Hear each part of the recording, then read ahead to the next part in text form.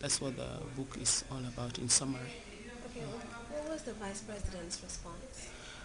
She was quite receptive, one, and also she appreciated the topicality, because just as she mentioned, history is not something an issue that we come by these days.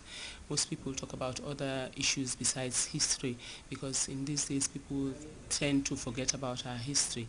So she was really impressed in that people are not forgetting about our past, because just as she mentioned, if you think about your past, then you'll be able to answer many questions about your present and know what to prepare for in the future.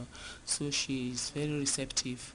She was very receptive to the whole um, project. Yeah. Okay, should we expect other books based on Gambian history? Well, Gambian history.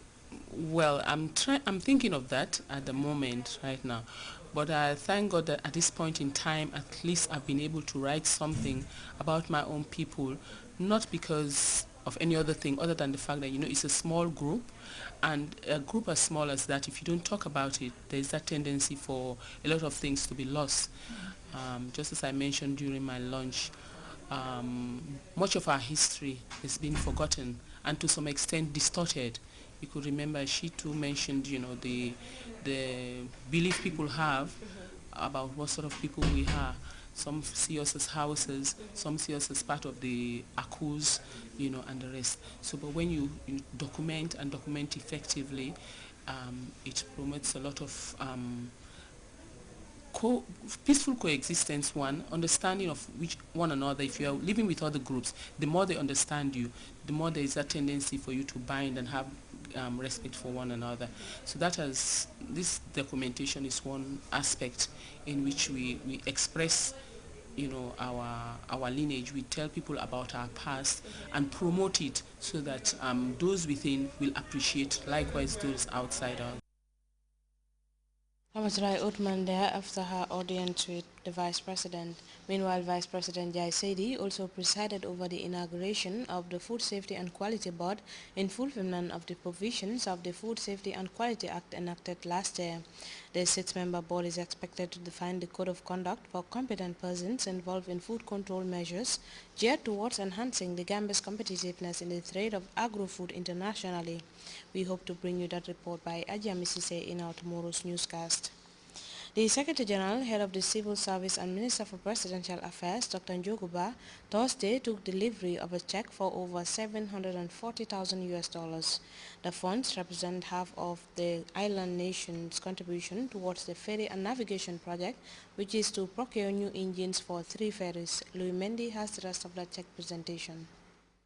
Dr. Njoguba, who received the check for over 700,000 US dollar on behalf of the government of the Gambia, thanked the Taiwanese government through Ambassador Cheng for its continuous support towards the Gambia's development endeavors. He described the donation as a demonstration of the excellent cordial relationship that exists between the two countries. Because we've seen that wherever we want, whatever we want, whatever we need, whatever our concerns are, Taiwan is always there, for us, and we appreciate it very much. And what can we do in return is just to assure you that under His Excellency's, leadership, we will always be there for you. We will always stand by your side. Dr. Ba acknowledged the friendship that exists between the Gambia and Taiwan under the dynamic leadership of President Jammeh. The Secretary General and Head of Civil Service further reminded Ambassador Cheng of the Gambia's resolve to pass a resolution at the National Assembly to support the efforts of the government and the people of the Republic of China on Taiwan for a peaceful resolution of the dispute over the islands in the East China Sea. He assured the ambassador the Gambia government's continuous collaboration and support for the interests of the two countries. Dr. Ba also called on the people of the Gambia to exercise patience for the arrival of the new engines, which according to him would be in the country in a couple of months to come. In a brief remark, Ambassador Samuel Chen described the Gambia as a very close development partner of Taiwan. He expressed happiness for his government's contribution to the security of the people of the Gambia relating to ferry transportation, adding it is crucial for socio-economic advancement of the Gambia. And the total amount of the project is 1.5 million US dollars. So this is about half of the total amount. Receiving the check on behalf of the Managing Director of Gambia Post Authority, Mr. Tamsir Sala, the Director of Finance at Post Authority, thanked the Taiwanese embassy through the government of the Gambia for what he called a laudable gesture, saying the fund will go a long way towards supporting the efforts of GPA in its drive to providing efficient service delivery for the citizenry. He assured the donors of the proper utilization of the funds. Once again, on behalf of the Board of Directors, the Managing Director, through the Secretary General, we thank you very much. This latest intervention by the government of Taiwan comes against the backdrop of renewed efforts at revitalizing the country's ferry services. Louis Mendy, GRTS. National Assembly members have been outlining development priorities for their respective constituencies as they draw the curtain on the 2012 adjournment debate. The Mendy reports lawmakers also took turns to applaud the benevolence of the head of state to the citizenry as well as its interventions in the various spheres of national development. Lawmakers Wednesday outlined their constituency priority areas of development at the final adjournment debate for the 2012 calendar year. The lawmaking body at this meeting also debated on delicate areas which unfortunately fell outside the national budget they think government needs to prioritize for the prosperity of Gambians. Some NAMs argue the 2013 national budget is a responsive one but fails to cater for the 42-kilometer Basse-Fatoto Road, Wuli East, Sandugu and others in provincial Gambia. So I am appealing to the authority to consider Basse-Fatoto also as part of the Gambia. We are part of the Gambia, of course. The absence of pipe-borne water in some rural settings, including Kaur in CRR, was also raised.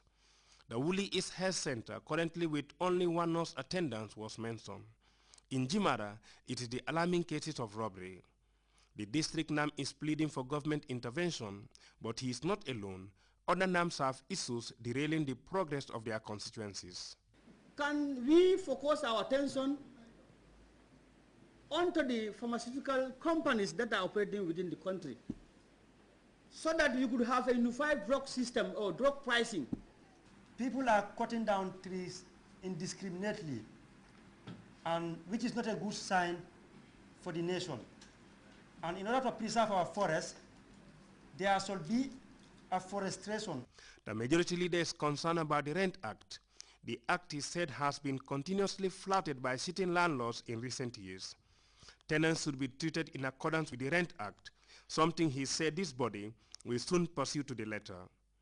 On the issue of the closure of some media houses in the Gambia, the majority leader said free and responsible press is an essential ingredient for good governance and democracy, but that which the government will never compromise is national peace and stability.